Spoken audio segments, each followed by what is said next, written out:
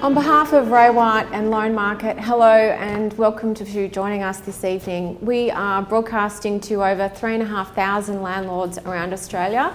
And I'd like to make a big shout out to all of our property managers watching tonight. My name is Emily Sim. I'm the Chief Executive of Property Management for the Ray White Group.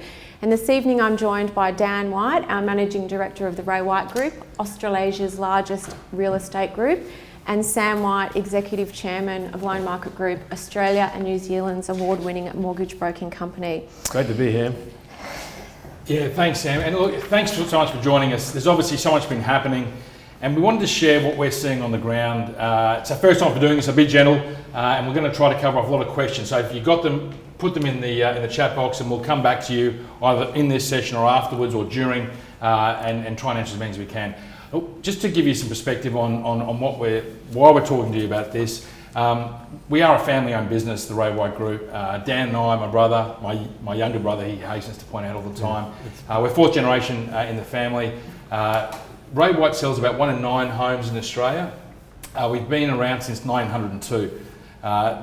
We manage over 200,000 properties, and the other thing is we manage help arrange over 24,000 mortgages a year through our mortgage broking business with over 62 lenders on our panel. So we see a lot of what's happening on the ground and we're keen to share with you what we're seeing today and some of the things that we get asked a lot when we go about talking to customers and to our people. And I suppose never before the breadth of the combination of the Ray White Loan Market business being connected especially with our landlords over the past 3 months has been such a key part of what we've been doing. So it's really great that we're together doing this session.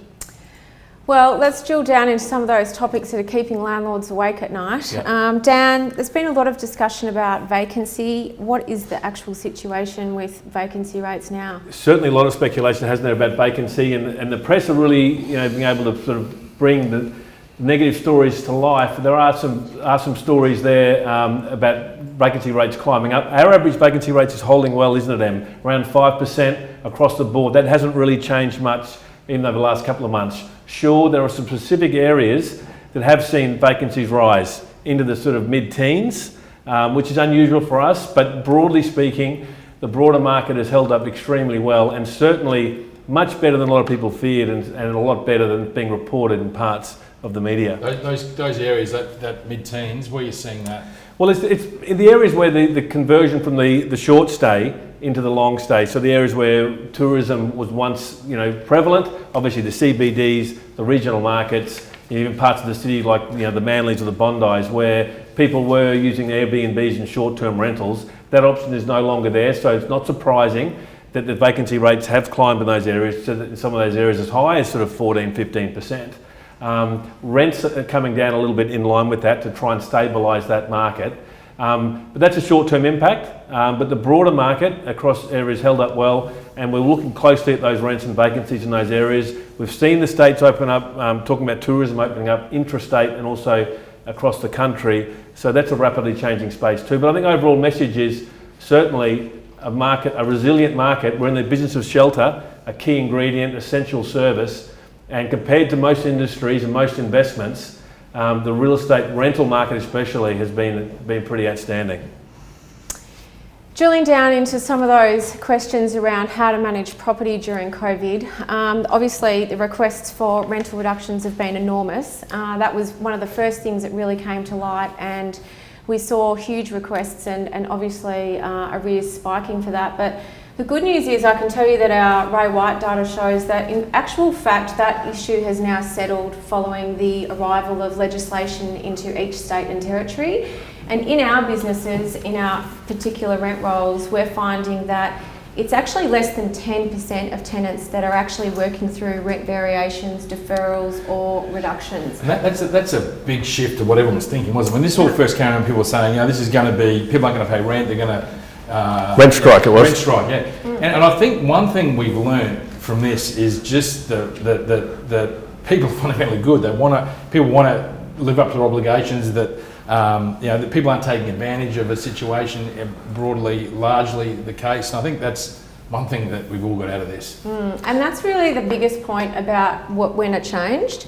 was the arrival of the state legislation for each state and territory. I keep saying that because it was a huge amount of work and a huge amount of legislation, but that's really what's changed for landlords, because it's in that legislation now that we have specific legislation around how tenants need to pay rent, how we manage the moratorium on evictions. And on that, I suppose, originally, I suppose the initial fear when before the detail of the legislation, a lot of the fear was it would be heavily one-sided, perhaps, and all of our landlords felt that they're providing shelter and they have their own financial issues, and it would be maybe tilted too far one way. The legislation seems much more balanced than some of the initial commentary, which has helped us play an intermediary role to get a solution, I suppose. That's right, and while it was complicated by arriving in each state rather than arriving from a federal level, it's broadly the same, and it broadly presents landlords and tenants with the same amount of rules on how to go forward, which are that really a tenant has to be COVID affected either for health reasons or financial reasons, and be able to substantiate that with documentation for the laws to have changed. Otherwise, everything's the same as it was pre-COVID. A tenant must fulfil their tenancy agreement for their obligations around rent payment, or they must vacate the property. But if they are affected by COVID, that's where it really changes, and that's where we really have to, as landlords, consider the fact that we can't necessarily evict a tenant and work with them around negotiating rent for that period. And so with that process, understanding if someone is COVID affected, how do we some advice for our customers about how we've done that well in recent times, and some insights into that process and avoiding going to a tribunal, which is costly, it's time delay. What are some of the great stories there? So it came out very early that everybody was COVID affected, and then what we started to understand that was we really needed to see how people's employment had changed or how their health had been changed. And so when we talk about evidence for COVID affected, that's the kind of documentation that we're talking about, and that's really what a tribunal situation would look at. They would consider, well, are these tenants truly affected? Do they have documentation? So that's what property managers have been working through with their landlord clients to reach those negotiations, and that's really what our advice to our landlord clients is that we do want to try and negotiate, we do want to stay in control of the negotiation. There are some states that have really strict legislation, particularly New South Wales and Victoria, where if you do end up in a tenancy tribunal situation, those states have the ability to make decisions about the level of rent that will be paid and affect the terms of the tenancy. So we really, as a landlord, don't want to be in that position, because that's where you lose control. So best situation for our landlords is to keep working with tenants, try and be creative about the negotiation for deferral. Obviously a tenant will want a reduction and a landlord will want a deferral, but maybe be creative about that and think, well, I'll do part deferral and part reduction. But having a tenant now is important. Whilst we've seen low vacancy for April and March before that, I think it's really changing now in May, and that can be a factor going forward for landlords. One of the concerns early was without the threat of eviction, that the negotiation would be one-sided, but it's proven not the case. While I understand, if someone COVID affected, we can't evict during a period of time. There's still solutions have been brought forward between landlord and tenant to get an outcome that suits both. Yeah, it's been really collaborative, and to Sam's point, I think largely a lot of this has come down to people doing the right thing. It dissipated very quickly once legislation arrived, and around evictions now, people really understand that you can't evict a tenant for COVID if they've been affected by COVID. That's where the law is, and whilst we're in a pandemic, it will stay that way. Yeah. So how do we affect that? Well, some anomalies around that are obviously tenant hardship, but there's also landlord hardship. So if you're a landlord who's in a position that you're just not able to accommodate what the tenant needs, there's a way out for you as well, and it's under the hardship legislation. So that's a good piece of legislation that supports landlords as well, and it's pretty much in every state piece of legislation. But it comes down to, on evictions, it really comes down to, Dan, are the tenants affected by COVID or not? Yep. And is there a hardship situation for either party? No, then it really is a negotiation, because Otherwise, you escalate the matter to tenancy and you'll lose control of the situation. No, I think that's the message is reach out and talk to the local property manager, talk to the expert that's there who can actually help and is seeing this happen all the time. And obviously with different state legislation, it's hard for us to talk broadly about that because of the way the federation's set up and the way state laws work. But I think that is the call, that isn't it? Is don't wait, start talking. Yeah. We've got an ebook actually that we're going to send out following this event, which will talk to the different legislation in each state, which might be supportive in this spot as well. Just in terms of leases, obviously the ability to terminate early is there for tenants. That's again what to do in the case that a property is vacated by a tenant. There are still things we can do regards. Yes. Tenants still have responsibilities to do that in a way that's orderly and respecting the lease. That's right. This is not a free-for-all where a tenant can just vacate a property and abandon it. If that happens, the law still supports the landlord.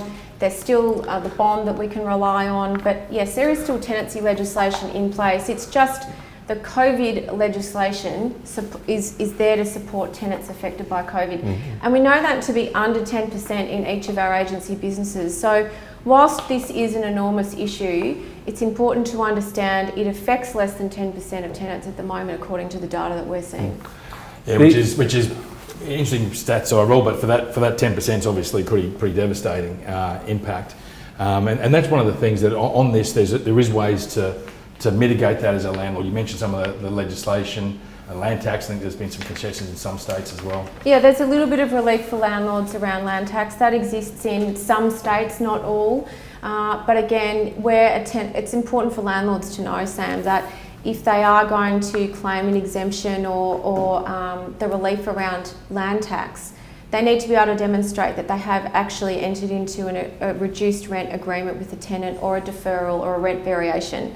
So it's not just available, you've got to apply for it and you've got to demonstrate that you've been a willing participant during these rent negotiations. Let's talk about landlord insurance. It's been one of the big topics of the industry for some time. I'm talking about the landlord insurance protecting for rent defaults. There's a lot of discussion around how that would apply in this situation. This was a huge topic early on, Dan. Unfortunately, I guess the biggest thing that we're seeing now is that insurance companies are now starting to come back to the community to say, well, we will pay for rent default or we won't pay for rent default. There was a big question around rent default during COVID because most insurance policies have every kind of scenario under the sun written into their policy. They didn't think of pandemic. So we now know that most companies are having a position on that, and the good news is that Ray White's policy will pay out for rent default, and they have confirmed that. And even better, they've actually said that they've rewritten the rules for property managers so that they don't have to follow the normal processes of issuing termination notices or notices to vacate and be going through that while we do have a moratorium on eviction. So that's been wonderful and something that I'm pleased that we can talk about. What a huge change. Traditionally, the rent agreement was just a hard and fast agreement, specified the rent, the date it was paid, insurance was sort of black and white. To go through a process of a few months of renegotiation, all these terms up in flux, and to land where we are now. It must be, I suppose, from a broader perspective, it's gone a lot better, hasn't it, than we thought. The flexibility that's been shown and the community goodwill and spirit has certainly come together well. That's a great point, Dan, and I think what's starting to happen now as a result of this for the property management industry and tenants and landlords alike is that they're more informed. So to the landlord insurance point, landlords are more informed, they understand how important that is. Tenants are more informed about what their rights are, and they've seen a huge amount of support for tenants through tenants' unions and tenancy legislation, and it's been very balanced. So it is definitely not as bad as what we first initially thought. I started the webinar today by saying our greatest concern was that rents were just going to stop being paid, and we're nowhere near that now. Let's talk about before we move off that, just a big call out our property managers. You talk to a lot of people who really have worked hard in so many parts of our community, right? So many different professions. Just call out the property managers who've really had to stand up in pretty tough times right around the country. It's been amazing. Absolutely. Amazing. I think the biggest challenge for property managers was that they had to learn new legislation. On top of knowing tenancy legislation, they've had to learn new COVID legislation and apply it and negotiate rents for landlords and tenants. So they've absolutely done an amazing job, and that's really the reason why I'd have a property manager. Okay, so we've spoken about the income side and managing the rent process, and I know that there'll be some questions there we could get back later. Let's talk about the expense side, the other side of the ledger, around obviously the key piece for most investors, obviously finance. Yeah. And Samuel, we talk about some packages or some support that have been provided by banks on that, and also what's available in the finance market. Yeah, look, I think it's really important to acknowledge that banks really have stood up in this process. Very early they came out and said, look, I want to support Australians, and though you all no doubt be aware, they have the 6-month deferment process where interest will accrue but not be paid for 6 months. So you have a payment-free period, although it's not a mortgage holiday, as some people call it. It is still an accrual of obligations. So that's available, and really what we saw during that last couple of weeks of March, that first couple of weeks of April, so many of our brokers were just helping clients either refinance, reprice, or help with hardship applications. And largely we saw that was really that first month, and we've started to see that start to abate a little bit now, and we're seeing now a lot more inquiry coming through from people who are looking at buying or repricing, which is where a client can actually stay with the same bank but get a cheaper rate, or look at actually entering the market and seeing a fair bit of activity from that as well. It's amazing, your numbers, your volumes in loan market, up on last year, I think you were saying this morning? Last year we had the Royal Commission, of course, this time, so there's a lot of uncertainty there, so it's sort of not a normal base to go off.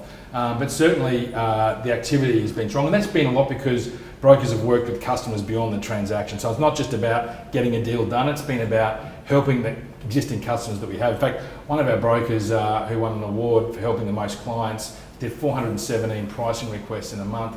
That's repricing requests, which is an existing customer getting a better rate from the existing bank without there being a client having to move at all. I'm sure a lot of people watching though think, uncertainty, go to my bank. It's a bit foreign to think, well, if I go to the bank, they might ask me questions, or they might, should they really want to go there? Yeah. So look, one thing, there's so much competition now. We have 40 lenders, residential lenders in Australia on our books, 62 total lenders, including asset finance and commercial.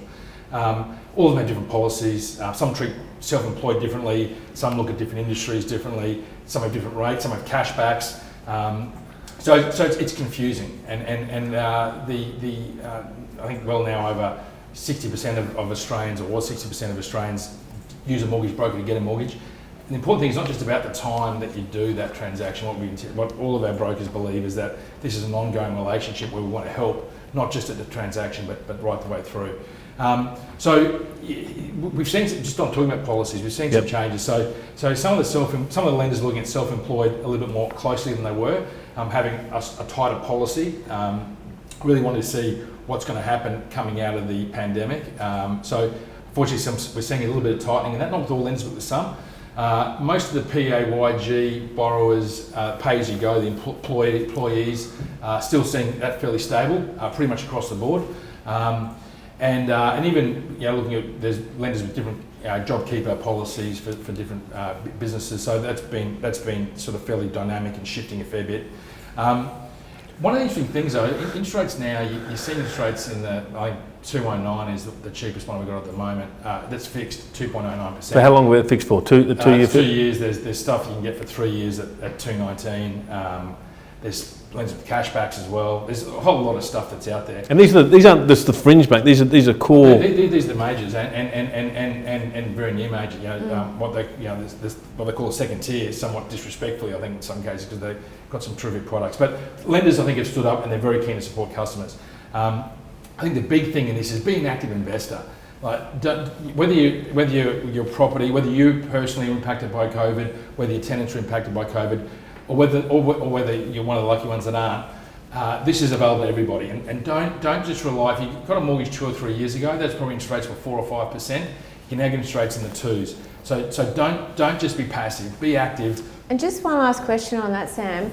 How does an investor look at this in terms of, well, they've taken a rent deferral, what does that mean in terms of their mortgage? Is there something that Loan Market can help with there? Yeah, so the lenders, we can help the client talk to lenders about whether they can put their own mortgage into payment pause or a deferral, or you can, or you may be able to reduce payments and say, let's go to interest only for a little while. So it's important to remember that all those, that it's not a suspension. You've got to pay that money and then pay that interest back. So if you can, even if you have to reduce payments, so you're paying something, that can ease the burden when you come out of this. So again, that's something to talk about. Everyone's got individual circumstances, everyone's got individual requirements, and I think the best thing to do is talk to someone who can help talk about a range of different opportunities. And Dan, a burning question for about the sales market. Should investors be looking to hold, buy, sell? Well, it's obviously, before I talk about those particular decisions, to say the market itself is proven extremely resilient, as it has done, for generations. The Australian real estate market, again, the last couple of months has performed, so strongly. It came into this, pandemic really strong. Obviously, we saw February and March, really strong numbers.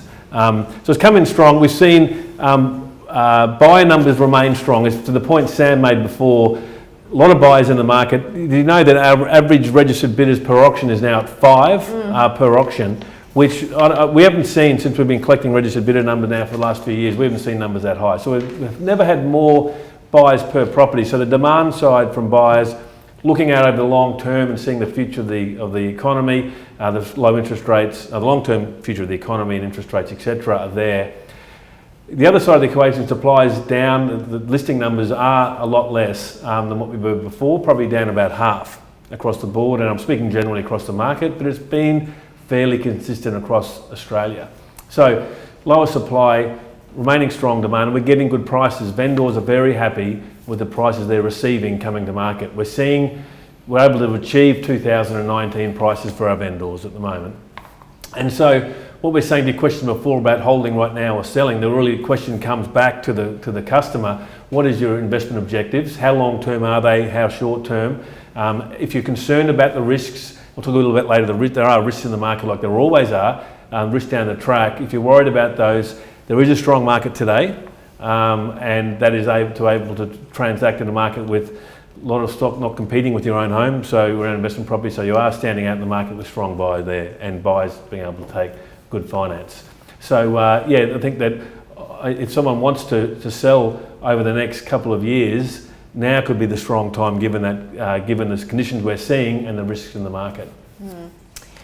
And to start to end our webinar this evening, let's look to the future. Sam, what predictions or advice can you give us for post-COVID? What should investors be working on now with the long-term thinking of post-COVID in mind? Yeah, so a lot of people talk about this, what's happened in 5 months' time, where JobKeeper comes up, Job Seeker gets potentially readjusted, the bank repayment deferral comes to an end. What happens then? And look, the answer is nobody knows. That's the reality. It's clear that supply and demand will control pricing as it always does.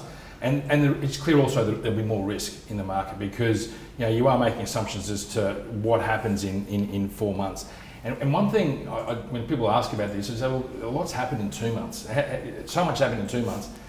How can we be confident about predicting what happens in 4 from now? So I think there's so much that's still up for grabs around how we come out of this, what we look like, what unemployment's like, and of course it does depend on your individual risk circumstance. Some viewers will be more tolerant of higher risk and be able to make decisions consistent with that. Others will be more risk averse given the situation. I think it's just important to realise that everyone is different and no one has the answers. But to get ready for that, I think the first thing is make sure that you're getting the cost of your funding as sharp as you can and as best you can, and that might be fixed, might be variable depending upon your individual needs and circumstances, and look at how you can position yourself. Do you have a buffer in place? Is there any capital to draw down, or is it better to look at saying, okay, maybe I should take advantage of a marketplace that's still very liquid at the moment, even though buyer numbers are down, they're down in proportion with listings, and so we're still seeing pricing strong, as Dan said. So there's still things that you can do now to prepare for post-COVID that you should be looking at. You should stay active about being an investor. Well, I think too it's about how you're managing your investment property, locking in tenants for the longer term if you're concerned about risk. Can we get longer leases? securing those, being commercial about rents, getting a bit longer if you're worried about vacancy. So I think working with, and I think that's our role as an industry, isn't it? To, as Sam said, there are risks down the track in 5 months. The work should have sort of already be starting about how to manage those, finance, spoken about that, working with the property manager, how to ensure our relationship with the tenant is really strong. What do we know what the tenant's up to? Where are they with their own, finances and things like that. So things we can play as a company to keep all our customers best informed, to make the best decisions. And if that involves selling or buying, then that's obviously a core part of our business too. Yeah, I think a big quote is also stay close to locals. We're talking broadly, nationally. As Em said, there's lots of different sort of legislation, different states. So stay close to your local property manager, local agent, local broker, who can tell you, really talk about trends in that local market and what's happening on the ground in your space, because it is different market by market. Well, that brings us to the end of our webinar, but we are going to take questions now. The first question that we have is from Ava. What if a tenant can't provide evidence of being COVID affected? That's a great question. Thank you for raising it. It is very simple. A tenant needs to provide documentation to be COVID affected, otherwise they're not COVID affected, which means the tenancy legislation in your state stands and your property manager will manage the property according to that legislation. The next question is, I had a valuation early this year to sell our rental. Should I wait till the end of next year? Maybe one for you, Dan.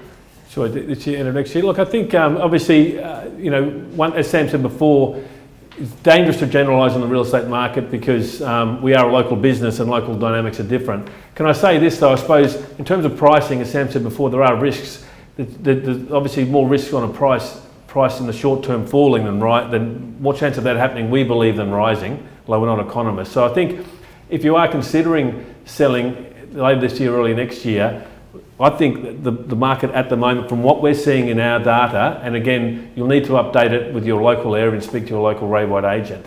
But the conditions right now, where we're seeing rates and buyer activity, market now stronger, is strong right now. And I'll be hesitant to say what it's going to be like in 6 months, because I do not know what's going to be like in 6 months. All we can say is it is strong right now. And if liquidity is important to you, I can't see the reason personally why you'd wait than go now. Our next question is another tenancy one. How long do you suggest landlords continue with their rent or lease reduction support? Well, most people have been talking about that in terms of the pandemic period, which is due to end around the end of September or as far as mid-October, depending on which state you're in. But I do suggest that is a great question to consider what your tenant's circumstances are and what your circumstances are. So perhaps don't be guided by the pandemic period, be guided by what's your tenant's financial situation and your financial situation together, because it might be wise to look at a period a little bit longer and keep the balance a little bit less, rather than having it short and tight and trying to make it fit. It's all about trying to keep the tenant in the property and you with an investment. The next question is, my tenant is not paying and not communicating. He isn't returning a call. What do I do? Well, first thing you need to do is talk to your property manager. And the second thing you need to do is probably take their advice about how to go forward with terminating. It's a very clear-cut one where a tenant cannot provide any documentation to support their COVID-affected situation, and it might be for health reasons as well, remember. Then it is simply defaulting back to tenancy legislation. One for you, Sam. So this one, should I refinance our current loans? Well, that really does depend on your own individual circumstances and what you're currently on now. So one thing I could suggest is talk to a broker and find out what that pricing differential may be from what you are doing now and where you are. And one thing, if you do, there's two ways we can reprice with your current lender, and that might just look at a reduction in your interest rate where you won't necessarily need to go through a full credit application, or you can look at refinancing, which does involve a full credit application. So it does depend on your situation and what that differential is. But if you will be getting rates now in the twos, and those options are there for clients, and leave that to you to work out what it is. But on if you're saving 1% on a $500,000 mortgage, it's $5,000 that you're putting back into your account rather than someone else's. The next question is a tenancy question. We'll take a couple more because we're reaching 30 minutes now. Again, resources around what to do if a tenant's not paying rent and not communicating. Do refer to the guide that we're going to send out following this webinar tonight, because it will give you some state-based advice on how to process that depending on what state you're in. And finally, with a rent reduction, will there be an obligation for the tenants to repay at a later date? Great question. There's a few different ways we're talking about rent. Reduction is certainly one term, variation is another, deferral is another. With a reduction, you are reducing the rent. If you agree to a reduction, this is if you negotiate a reduction, If you agree to a reduction with your tenant, then you should not have then you are agreeing to reduce the amount, and there won't be an amount repaid at the other end. If you're looking for something like that, that is a deferral, where you agree to reduce the rent temporarily with a repayment of the balance at a later point in time. So there is some difference there between rent reduction, rent deferral, and a variation is another term that people are using. Sam, this one looks like it's for you. Great question. So what a mortgage broker does is they meet with a customer, determine what their needs are and what they're trying to achieve, and go through a needs analysis, and then say, based on what your requirements are, here's some recommendations from a panel of lenders that we're accredited with. So a loan market broker, for example, is accredited with, we have 62 lenders on our panel, they're accredited with some of those, and they will then go and make recommendations saying, in your situation, based on your own credit profile and what you're looking for, these are the type of lenders that will lend you money, and here's what they'll lend, here's the amounts they'll lend, and here's the costs that they will have. So they'll go and talk to you. It's a free service. The broker gets paid by the lender, and all those are disclosed to you in the meeting, should you choose to have one. If you want to find a broker, loanmarket.com.au is a good place to start. Well, thank you for joining us this evening. That brings us to a close. Please know that property managers with Ray White and mortgage brokers with Loan Market are here to help you navigate your way through these uncertain times. Thank you for joining us. Enjoy your evening and good night. Thank you. Good night.